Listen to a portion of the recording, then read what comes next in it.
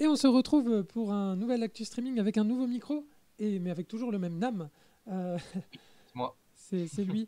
Nous vous parlons aujourd'hui d'une mini-série, parce que des fois on vous parle de série. Alors c'est une série en plus qui a une durée globale assez courte, puisque la série, si on met tous les épisodes bout à bout, ça doit faire 2 heures, donc la taille d'un film. Ça s'appelle Iwaju et c'est sorti sur Disney+. Comme d'habitude, on commence par la petite fiche technique. Le créateur de la série s'appelle Ziki Nelson et le studio d'animation qui est derrière s'appelle Kugali Media. C'est un studio assez récent qui a pour objectif de faire entendre des histoires et des voix africaines. Au scénario, nous avons Olufikayo Adeola et Halima Hudson. À la musique, nous avons Ray Olunuga. Et au doublage voix, nous avons Simisola Badamosi, Dayo Okeniyi et Femi Branch. Donc voilà, c'est coproduit par Disney. Il faut savoir que quand Kugali Media s'est lancé, ils ont dit vraiment on lance ce studio pour concurrencer Disney, quoi. Donc ils ont construit ça D'accord. avec de grandes ambitions. Et du fait qu'ils ont dit ça, ils ont été repérés par la boss de Walt Disney Animation qui s'appelle Jennifer Lee et qui a lancé donc cette première coprod avec eux, donc qui s'appelle Iwaju. Est-ce que tu sais ce que ça veut dire Iwaju? J'avais regardé, mais je Regarde. sais plus. C'est futur. Hmm. C'est futur comme si je parlais la langue, pas du tout, hein, j'ai regardé aussi. L'histoire se passe au Nigeria. Et ce qu'il faut savoir, alors, si vous êtes intéressé aussi par l'histoire du studio, il y a un documentaire qui est sorti à côté de la série qui s'appelle A Day D'accord. Ahead, Iwaju A Day Ahead, qui parle du studio, de sa création et de comment ils ont fait la série, quoi, finalement. Et donc, comme je disais, donc, c'est à peu près la durée d'un film, ça dure à peu près 2 heures. Hmm. Euh, c'est environ 6 épisodes qui font une vingtaine de minutes à peu près. Oui, c'est ça. C'est à peu Oui, près oui. ça, c'est On est sur peut-être un petit on est peu quand même plus. sur une série courte. Ouais, ouais. Bon, des fois, les épisodes font un petit peu moins et le premier fait un petit peu plus, quoi. On a l'habitude sur Disney+, on n'a pas une durée fixe d'épisodes. Et ben voilà, Nam, je te lance sur le pitch avec un petit lézard mignon. Une petite Oui. lézarde, d'ailleurs. Je sais pas. Tu genres les lézards, toi? Eh ben, je crois qu'elle est je crois que la petite fille a décidé que c'était une fille, donc c'est une fille. De toute façon, D'accord. je vous le dis tout de suite, c'est une lézarde bionique. Oui, c'est un petit robot. Donc c'est un petit robot qui. Alors le début du film, en gros, on va très vite découvrir que c'est une simulation dans laquelle une petite fille manque de se faire enlever par des kidnappeurs d'enfants. Et le petit lézard robot va la protéger. Cette petite fille qui en fait représente, alors je n'ai pas de bêtises, c'est Tola Martins, c'est ça, qui est du coup l'héroïne qu'on va suivre dans le film, dont le père non seulement est très riche, mais également un inventeur de génie. Parce que c'est vraiment le futur. Voilà, vous pouvez voir, voilà, on est sur de la technologie qui n'existe pas encore, des champs de force, ce genre de trucs. Et donc, il travaille sur ce petit robot et il lui fait faire en fait des simulations, c'est ce qu'on voit là, dans le but de stopper les enlèvements d'enfants. On apprend que les rues de Lagos ne sont pas sûres. Il y a beaucoup d'enlèvements d'enfants pour des rançons. Et très rapidement, le film va nous apprendre autre chose très intéressant, c'est que Lagos au Nigeria dans le futur a en fait la ville est séparée en deux parties. Le coin des très très riches, où vit du coup, alors il s'appelle, c'est Tunde, je crois, Tunde Martins, le personnage qu'on voit là, et sa fille. Ils sont sur une île, quoi, un peu. C'est ça. Il y a l'île et le Euh, continent, quoi. c'est ça, espèce de l'île qui est une sorte du coup de ghetto à riches, Hmm. et le continent où il y a le reste du peuple qui vit là-bas. À savoir que c'est des choses qui existent vraiment en Afrique, hein, des espèces ouais, ça, de ghetto à riches, de villes à riches qui se créent pour, pour rester à l'écart du reste de la population. C'est comme chez nous, hein, les riches n'aiment pas se mélanger, et parce qu'ils ont peur pour leur argent, bien sûr. Et est-ce qu'on peut, du Et coup, peut-être oui. commencer par là? C'est-à-dire que pour moi, une des grandes qualités du film, c'est effectivement de poser un contexte social qui est réaliste. Alors, justement, en plus, on parle d'enlèvement d'enfants, c'est quand même un sujet assez Oui. lourd. Ah, il y a Pilou qui arrive. Oui, donc le sujet de l'enlèvement d'enfants, c'est quand même un sujet quand même qui est relativement dur, mais le film va l'aborder assez frontalement. Et moi, je pense que dans les films pour enfants, c'est bien d'apporter des sujets qui peuvent être sensibles, ma foi, et surtout dans ces pays-là où c'est une réalité matérielle concrète Mhm. qui a ce genre de problématique. Et aussi, cette séparation entre les riches et les pauvres, elle va être beaucoup dialectisée dans le film, et le film a un sous-texte social vraiment assez riche pour une production plutôt pour la jeunesse. Donc ça, c'est peut-être le premier bon point du film. Oui, oui, ça c'est quelque De chose la série d'ailleurs, du film. qui m'a agréablement surpris aussi. Ouais, c'est la liberté de ton et des thèmes abordés. Bon, on est quand même. Alors voilà, on voit la ville, donc la ville extrêmement futuriste et riche à gauche et le Lagos, on va dire historique du continent à droite. Mhm. Et donc déjà voilà un autre aspect aussi du film, voilà, c'est que visuellement, alors déjà c'est très beau, il y a plein de bonnes idées et je trouve que ce côté afro-futuriste, parce que c'est ça dont on parle, Ouais. du futurisme africain, marche très très bien. Non, elle est partie. Et ça permet aussi de voir un futurisme qui est parce que bon, en Occident, on est très le futuriste cyberpunk où c'est tout triste avec des néons. Là, au contraire, c'est vachement bon. Il y a aussi des néons, mais c'est très coloré, je trouve, plus ce qu'on a l'habitude. Et je trouve ça plutôt rafraîchissant Puis comme visuel en tout cas. c'est un peu positif, quoi. C'est un futur qui n'est pas nécessairement dystopique, parce que même s'il y a effectivement des enlèvements, des bandes armées, ce genre de choses, ça ne fait que écho à une situation actuelle. C'est juste, voilà, le Nigeria dans un développement futur. Et d'ailleurs, dans la construction de ce monde, moi je trouve ça vraiment très intéressant qu'il soit dans un pays d'Afrique réel, parce qu'on a déjà eu de l'afrofuturisme, par exemple, avec le Wakanda, ou Oui, World of Wakanda, le comics. Mais ça restait quand même un point de vue assez américain. Et là, dans la série, il y a un truc qui est vraiment intéressant, c'est que comme il y a une équipe nigériane qui travaille sur le film, il y a une vraie authenticité, c'est-à-dire déjà on va à la découverte d'une autre culture, donc c'est pas des mmh, paysans uniquement parce que c'est dans le futur, mais aussi parce que c'est un pays qu'on connaît pas nécessairement très bien. Donc ça déjà c'est un très bon point. Et en fait le fait de l'ancrer dans une réalité, moi je trouve que ça donne un futur beaucoup plus tangible que oui. par exemple le Wakanda qui est une espèce d'Atlantide au milieu de l'Afrique, quoi. Et Et très puis américanisé par ailleurs. Alors que là, tout c'est à pas fait. le cas, quoi. Et puis surtout, on va avoir plein de petits enjeux du coup qui vont se rajouter parce qu'on va apprendre que le père, il travaille pour une compagnie, donc il fait ça pour le pognon, mais il fait ça aussi parce que c'est son rêve de faire ça. Donc voilà, ça va apporter de la nuance aussi pas mal. Hmm.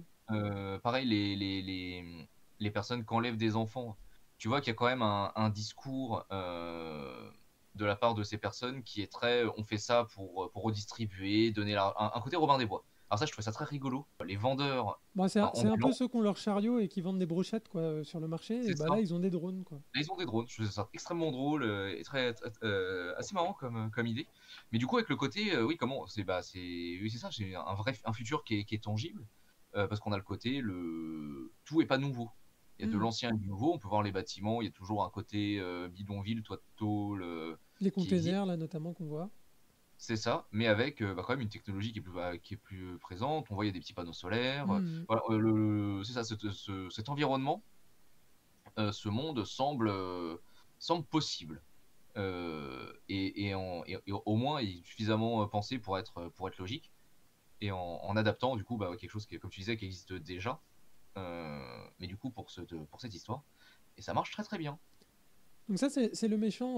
Au début, il arrive et il est un petit peu caricatural. Et au début, j'avais un petit peu Oui, peur. Mais comme tu le disais, une des grandes qualités du méchant, c'est qu'en fait, déjà, c'est un méchant assez crédible, puisqu'il a ce côté mm, un peu chef de bande, mais aussi impliqué dans la vie de quartier. Effectivement, dès le début, il distribue de l'argent, etc. Et, euh, et lui-même ne va pas cesser de dire, mais en fait, vous savez, on est méchant, mais c'est juste parce qu'on est né dans un coin pourri et qu'en fait, on a trouvé ça pour s'en sortir. Et en fait, ça va toujours être réancré systématiquement. Chaque personnage va être réancré dans son contexte social, quoi. Ça, oui. c'est vraiment pas mal. Donc ça, c'est le père et la fille. Sachant que bon, après on reste quand même dans une production pour enfants, donc enfin Oui, voilà. oui, Donc c'est pas non le plus un méchant traité, se hein. révèle quand même être un méchant méchant. Oui, oui. Euh, les gens qui bossent pour lui ne le sont pas forcément, c'est lui le méchant méchant. Hmm. Et le père se révèle quand même être un allié au final. Voilà, on reste quand même dans quelque chose d'assez. Ça reste quand même quelque chose de familial, hein, Oui, donc et voilà. puis moralement, ils sont quand même bien distingués entre les gentils et Oui, les méchants, quoi, malgré tout. Donc la petite fille sur son île, il y a un autre jeune garçon qui oui, travaille, qui est un petit peu comment dire, il est un peu domestique, hein, quoi, finalement. oui, c'est Et en ça. fait, il travaille pour payer un remède pour sa mère. Et bah tout de suite, ça fait un personnage qui est intéressant parce que déjà c'est un enfant qui travaille. Et évidemment, ils vont se lier d'amitié. Elle est un petit peu plus jeune que lui, et donc lui, par contraste avec elle, il connaît le vrai monde. Et elle va avoir le désir de découvrir le vrai monde. Mais du coup, ouais, parce que ouais, ce qui est le contraste entre les deux est assez intéressant. Ce qui est aussi intéressant, c'est le contraste entre ce personnage et le père. Parce que du coup, voilà, le père, on va avoir du flashback. Lui aussi a dû a dû s'en sortir. Il vient d'une petite ville pauvre. Il est allé à la grande ville pour trouver du travail et il a eu la chance de s'en sortir. Mais du coup, en fait, il connaît aussi la vie de cet enfant-là, parce que c'est une vie qu'il a pu expérimenter aussi. Mhm. Il est aussi, ce personnage est aussi en parallèle avec le méchant qui était comme lui en fait à une époque. Il travaillait pour des riches avant de voler de l'argent aux riches et de devenir riche lui-même. Mhm. Mais du coup, ce personnage-là, certes, il connaît plus la vie que la fille, mais il y a aussi le côté où le prochain qui pourrait se plaindre ou s'en sortir, en fait, il a vraiment le côté, il pourrait soit tomber du côté du chef de gang, parce que il connaît cette vie-là, ou du côté du père, parce que lui aussi, c'est un petit génie de la mécanique, comme le père l'était à l'époque. Exactement. Et ce qui est d'autant plus intéressant, c'est que le père rejette ce personnage-là au début de l'histoire. Il veut pas que Mhm. sa fille joue avec, il veut pas que sa fille parle avec, il veut pas que. Il y a vraiment un côté racisme de classe qui est très présent chez le père au début, Mhm. qui va se calmer par la suite, heureusement. Mais du coup, voilà, ouais, très intéressant la présence des personnages pour le coup. Donc le père, pour sa fille, va lui offrir cette petite lézarde bionique qui est en fait un garde du corps et aussi un moyen pour lui de la protéger, mais aussi de la surveiller, quoi. C'est ça. Sachant que la fille est pas au courant. Elle pense que c'est un vrai lézard, donc elle aime pas Ouais. trop son cadeau. Ouais, elle est un peu dégoûtée, c'est son anniversaire, elle s'attendait à un truc un peu plus stylé. Donc ça, c'est les acolytes du méchant. Effectivement, on voit déjà dans le Chara design que ils ont l'air un petit peu plus sympathiques. C'est pas des vrais méchants. Oui, voilà, c'est pas des vrais méchants au final. Et on voit aussi sur la table, bon, bah, c'est une espèce de reactable où il y a déjà des choses qui s'affichent. On reste toujours dans ce contexte futuriste. Et comme je disais, il y a quand même toujours cette authenticité. Notamment, bah, le méchant, il a un vêtement qui est un vêtement typiquement local. Et en fait, tout au long de la série, on va découvrir des pans de la culture nigériane, que ce soit dans l'alimentation, la gastronomie. Hein, ça, on sait, c'est un vecteur quand même très important de culture, souvent utilisé dans les dessins animés, hein, parce que ça met l'eau à la bouche, également dans le langage où il y a des mots des différentes langues locales qui vont pouvoir surgir de temps à autre. Oui, qui sont souvent d'ailleurs pas traduites. Je sais pas si c'était le cas aussi en. Tu la regardes en VF, toi? Ouais, moi j'ai regardé en VF. Parce qu'en VO, ils traduisaient pas les mots. Souvent, ils traduisaient pas les mots qui étaient. Quand Mhm. ils faisaient une petite phrase ou un truc comme ça, c'était pas traduit. Et c'était à toi de comprendre. Et en vrai, ça se comprend très bien, hein, de toute Ouais, façon. ouais. Puis cette espèce de mélange d'anglais et de langue locale, j'imagine qu'au Nigeria, ça doit être monnaie courante, un petit peu comme en Inde, d'une certaine Oui, manière. j'imagine. Alors, je vais vérifier, mais je pense que le Nigeria, c'est encore un pays où il doit y avoir beaucoup de langues parlées là-bas. Oui, oui, parce que, bah, évidemment, on fait le rappel, mais l'Afrique a été colonisée, puis quand ils ont découpé après la colonisation, les frontières des pays ne correspondaient pas du tout aux groupes ethniques et aux groupes culturels dans les différents pays, d'ailleurs, ce qui n'a pas manqué d'occasionner des guerres et des conflits. Et Mhm. ce qui fait que dans un pays, effectivement, il y a plusieurs langues et plusieurs groupes ethniques qui peuvent cohabiter. Parfois, il n'y en a qu'un seul, parfois, il y en a deux, et puis parfois, il y en a beaucoup. Et je pense qu'au Nigeria, c'est vraiment le cas. D'ailleurs, même j'en suis sûr. Je m'étais intéressé un peu au cinéma nigérian, donc le cinéma nigérian qu'on appelle Nollywood, qui est un cinéma très très important. Et en fait, ce cinéma-là, un petit peu comme le cinéma indien d'ailleurs, existe en différentes langues et à différents endroits et à différentes dénominations. On parle de Nollywood en général, comme on peut parler de Bollywood en Inde. Mais en Inde, il y a aussi Kollywood, où c'est une autre langue, etc. Alors, du coup, j'ai la réponse. Au Nigeria, donc la langue officielle, c'est l'anglais. Mhm.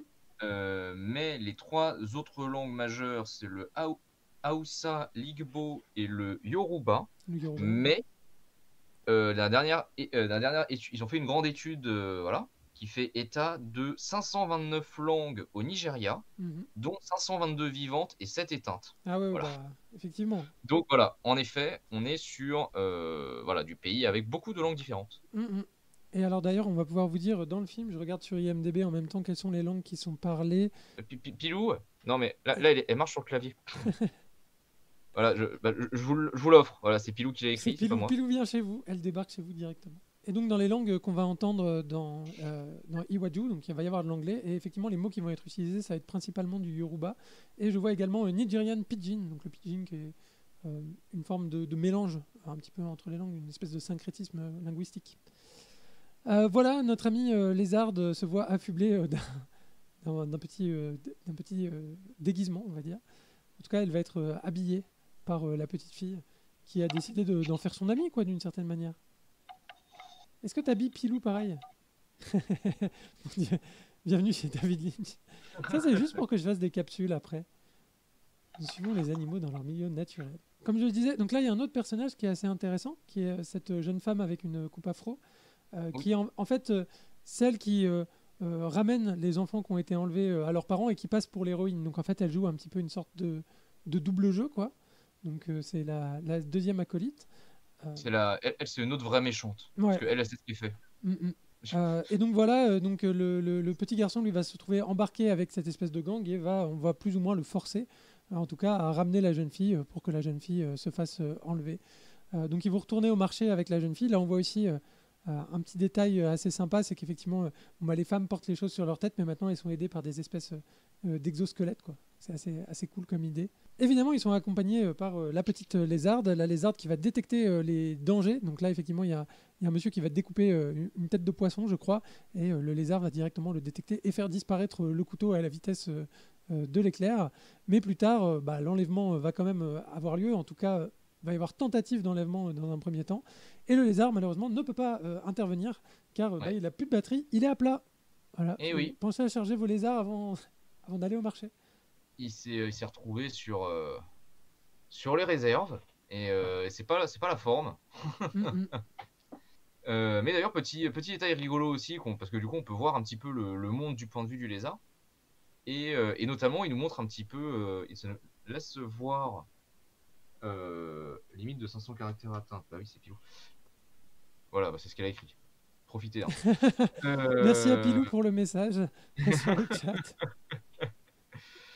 Mais du coup, on peut voir un petit peu les présences des sources d'énergie et notamment la présence de petites plaques où juste tu poses ton appareil dessus et ça recharge. Ce qui est toujours plutôt rigolo parce que c'est typiquement le genre d'objet qu'ils n'arrêtent pas d'essayer de nous vendre depuis 10 ans et que personne n'achète. Mais dans ce futur-là, ils les ont, mais surtout, ils sont dans la rue. C'est ça. Et donc voilà, malheureusement, la petite fille va être récupérée par notre méchante, notre numéro 2, qui va la récupérer et l'emmener chez les méchants.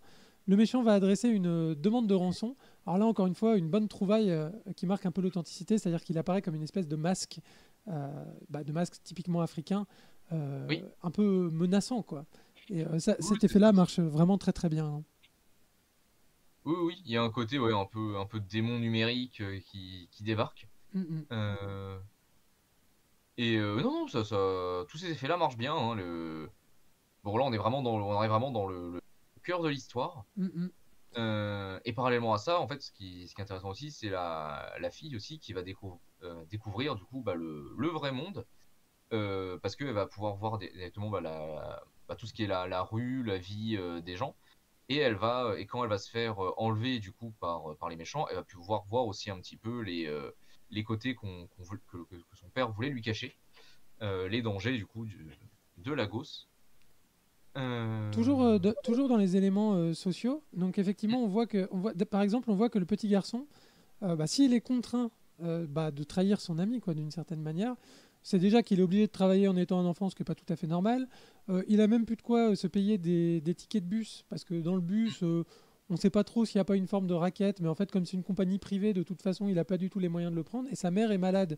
Et évidemment, elle n'est pas du tout prise en charge par une structure. Donc, tous ces éléments mis bout à bout font que il va trahir son ami. Et puis, au dernier moment, effectivement, quand ils essaient vraiment de l'enlever, il essaie de résister, il essaie de la sauver. Puis après, il va s'associer au père pour aller la chercher.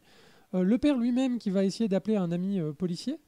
L'ami policier qui va lui dire, mais en fait, alors, on comprend qu'ils étaient amis et qu'ils vivaient ensemble quand ils étaient enfants. Et l'ami... Qu'est-ce qu'il y a, Nam ? Non, elle s'est mise dans les câbles derrière l'ordinateur. Et donc je poursuis pendant que Nam poursuit Pilou à travers les câbles de l'ordinateur. Et donc ce policier avec qui il était ami va lui dire, mais en fait tu œuvrais pour que notre futur s'améliore, mais en fait c'est ton futur que tu as amélioré à toi, tu as laissé tous les autres gens sur le carreau, quoi. Et avoir ce genre de discussion, voilà, se rappeler d'où on vient, cette espèce de lutte des classes, que les conditions matérielles déclenchent des comportements, déclenchent des trajectoires de vie. Bravo au film vraiment d'aller là-dedans, parce que, et même dans un film pour enfants a fortiori. Pour moi, c'est ce que j'appelle du wokisme de qualité.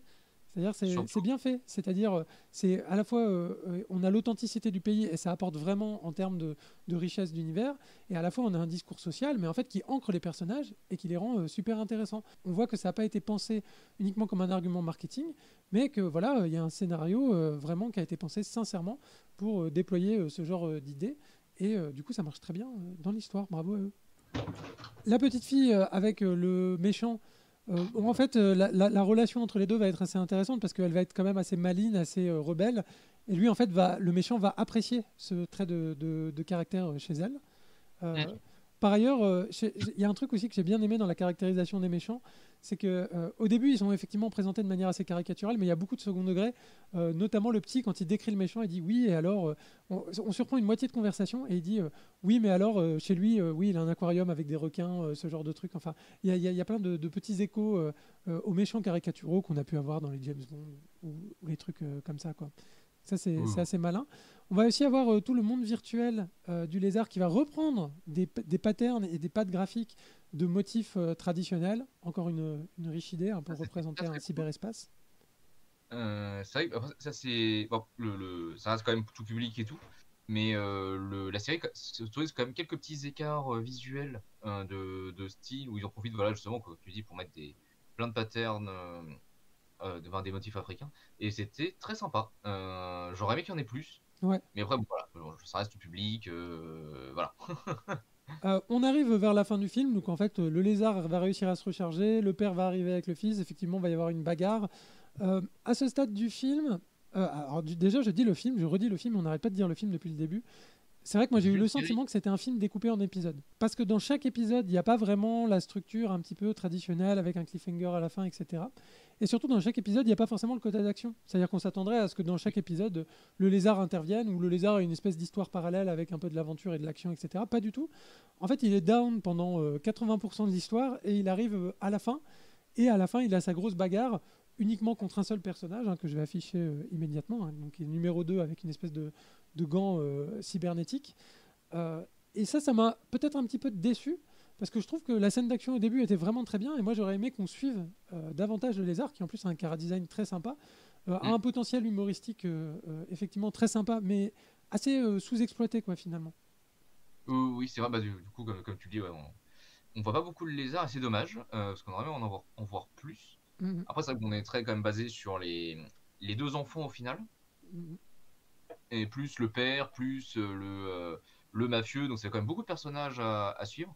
Mais c'est vrai que, ouais, dommage qu'on n'ait pas assez le lézard. Bon, par contre, voilà, alors, la baston était cool, hein. La passion et c'est cool et en plus quand le lézard il passe un petit peu en forme, je sais pas en forme Transformers et qu'il est un peu plus gros etc.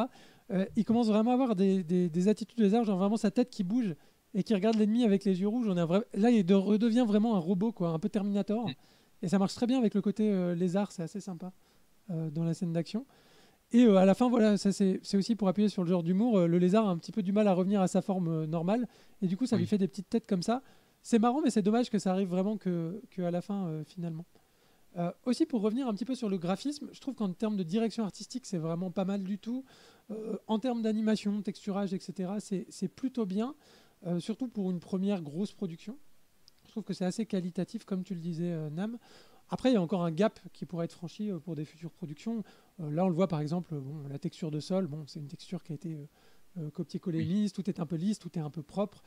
Ça, vous me connaissez hein, sur les décors en 3D, j'ai toujours l'œil. J'aime bien quand c'est toujours un petit peu abîmé, quand ça ressemble un petit peu plus au réel.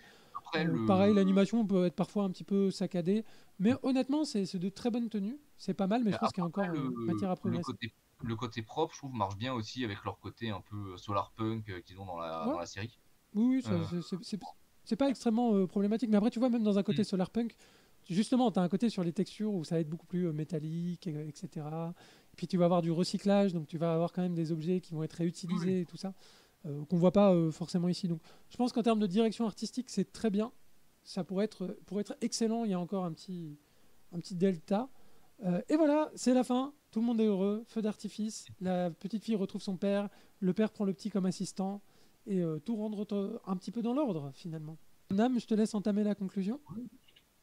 Et bah pour conclure, bah Ivoire Joue, écoutez, c'était très sympa. C'est sympa pour ce que c'est-à-dire une série tout public familial, voilà, qui se veut consensuel, mais pas débile ou manichéenne pour autant.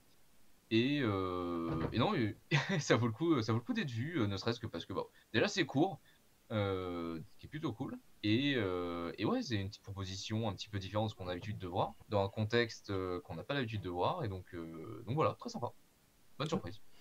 Ouais, moi je suis assez d'accord avec toi. Je pense que c'est intéressant à voir pour l'univers qui est assez original, assez authentique, comme je l'ai dit. Aussi les personnages qui sont vraiment intéressants et bien développés. Je trouve ils prennent vraiment leur ampleur au fil du récit. Peut-être, voilà, ma petite réserve, c'est que ça reste une histoire qui est un petit peu cousue de fil blanc. Il n'y a pas vraiment d'énormes surprises. Parfois aussi, effectivement, voilà, on perd de vue ce qui est à mon avis le point fort du film, qui est le personnage de la lézarde bionique, qui est vraiment le Mm. personnage intéressant. Euh, voilà, sinon quand même une bonne production. Moi j'ai eu plaisir à le voir. En plus, comme tu dis, c'est vraiment pas extrêmement long. Ça se regarde comme un film, honnêtement. Et c'est très sympa. Et je pense que c'est le genre de production qu'il faut soutenir aussi, parce que euh, Oui, c'est pour le coup une vraie voie différente dans l'animation, qu'on n'a pas l'habitude de voir, avec un niveau de qualité qui est là, quoi. Et quand le niveau de qualité est là, voilà, ça donne envie de promouvoir ce genre d'initiative. Voilà, donc pour terminer, on va faire comme d'habitude. Est-ce qu'on a des petites recommandations de films à faire pour nos auditeurs? Bah, du coup, pour moi, ce sera une série, Mhm. parce que bah, c'est une série. Moi, je vais recommander le Prince des Dragons sur Netflix. Ou le Prince Dragon, je ne sais plus. Le Prince des Dragons, je ne sais plus. Qu'une série, vous tapez Prince Dragon, vous trouverez. Série d'animation Netflix qui est produite par l'équipe qui avait fait Avatar, le dernier maître de l'air. Ah bah, tu me l'as Et vendu là. voilà. Et c'est très sympa, ça reprend la formule, à savoir un univers pas manichéen, mais avec des personnages qui ont tendance à l'être et des personnages attachants et qui vont apprendre à changer, qui vont se tromper, qui vont évoluer. Et Et c'est très sympa. Voilà. c'est un univers médiéval fantastique traditionnel ou ça sort un petit peu des clous? C'est du médiéval fantastique traditionnel. D'accord. Euh, alors moi, de mon Oh. côté, déjà, j'en profite pour dire, non seulement j'encourage le film, mais en plus, s'ils veulent faire une suite ou s'ils veulent faire un autre projet avec ce studio, on regardera vraiment avec grand plaisir. Alors moi, ma J'ai hâte. recommandation, un film qui s'appelle Yelen, donc c'est Y2ELEN, c'est de Souleymane Cissé. C'est un film malien qui est inspiré d'une légende bambara. Et alors c'est marrant parce que moi je l'ai trouvé dans la liste, j'ai tapé afrofuturisme, liste de films afrofuturistes et d'œuvres afrofuturistes sur Wikipédia. Et c'était le premier qui était cité. Alors c'est pas du tout, pour moi il n'y a pas du tout le côté futuriste, c'est pas du tout de la science-fiction à aucun moment. Mais effectivement, c'est quand même une légende locale. Et moi, ce qui m'a beaucoup intéressé là-dedans, c'est aussi la manière de raconter des histoires. Parce que là, quand même, Iwaju, même si ça reprend un univers qui est, comme je l'ai dit, hein, authentique, ça se passe au Nigeria, etc., c'est quand même sur le moule des productions occidentales. Et Yelen, pour le coup, c'est un film qui est raconté comme une légende africaine, comme on les racontait en Afrique avant. Donc ça peut vraiment déstabiliser, parce que parfois on peut avoir du mal à suivre l'histoire, parce que ce n'est pas nos codes narratifs. Mais moi, je trouve ça hyper intéressant de se confronter à d'autres codes narratifs. Je trouve ça hyper intéressant de mettre en valeur des codes narratifs qui ne sont pas les nôtres, parce qu'en plus, voilà, c'est ça qui va nous permettre aussi de renouveler, nous, notre manière de raconter des histoires, déjà, premier point. Et puis, deuxièmement, voilà, l'authenticité, ça passe aussi par la forme du scénario. Et voilà, moi, j'aimerais bien que voilà, des sociétés de production comme ça, africaines, ou même comme ça peut être le cas en Asie, par exemple, aient les moyens de produire des films avec des codes narratifs du continent. Alors, du continent, ça veut rien dire, hein. Un code narratif africain, c'est une invention, mais en fait, de l'endroit où ils sont, quoi. On va dire ça comme ça. Oui, oui. Et Bah, ce qu'il serait soit vraiment en accord super avec intéressant. Comme on a le plaisir à le voir, par exemple, dans des films japonais, dans des films coréens, dans des films taïwanais ou dans des films chinois, où là, vraiment, voilà, comme il y a une capacité de production locale et de faire des films pour un public local et de vivre uniquement là-dessus, eh ben, il y a la possibilité de déployer des codes narratifs qui nous sont étrangers. C'est aussi le cas pour les films indiens, par exemple, qui peuvent parfois déstabiliser le spectateur occidental. Même si on a peut-être une tendance globale à l'uniformisation, ben voilà, moi je vais plaider pour une tendance à la différence, c'est-à-dire faire que les choses diffèrent et qu'on parte dans des directions différentes en matière de mode narratif aussi. Donc voilà, ma recommandation, Yellen de Souleymane Cissé. Si vous nous avez suivis jusqu'ici, merci. N'hésitez pas à liker, à vous abonner, à partager la vidéo et à bientôt pour un nouvel Actu Streaming. Bye bye. Au revoir.